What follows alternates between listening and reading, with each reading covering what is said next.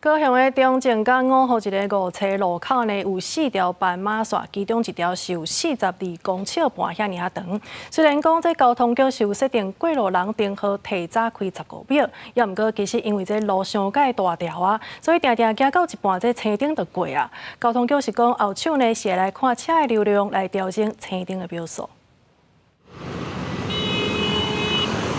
车顶一道，民众顺着斑马线赶紧要通过路口，不过行到一半，奥多就冲出来，若无要小让，甚至搁骑喇叭催人紧行，安尼状况常出现。连接中正5号路的这条斑马线有42.5公尺长，就算用路人的车顶已经提早15秒，也是会袂赴行到对面，因为等要我去5号路的车就变车顶。民众讲，逐摆若是行伫顶悬，拢会心惊惊。走到中间来，然后秒数刚好时间刚好到了，然后车子就要骑过来了。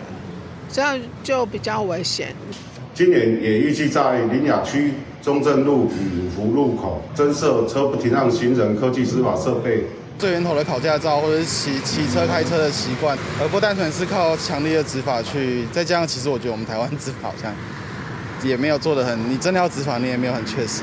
为着解决奥多摆无要小让，交通大队要设科技执法，民众认为也是爱对交通教育做起。另外，交通局也强调，针对车辆顶标数的问题，后续会看车流量来调整。因为中正5号这个5车路口较复杂，所以毛伫咧研究，未来可能会让奥多摆去到和平路才会当倒关。也在研议中正路东往西方向，我们增设机车指引标志，引导机车骑士改道至中正和平路口，再进行2段式左转。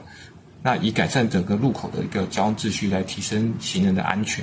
除了车顶标数爱调整以外，这个路口也有不少问题。亲像斑马线已经刷过，但是用路人的号志却无对咧刷，民众唔知要看到，就对车辆顶直直行去。另外，有民众贪方便，唔愿行斑马线过路，就乌白切。种种的现象也需要相关单位进一步的研究改善。记者柯家族赵阳高雄场报道。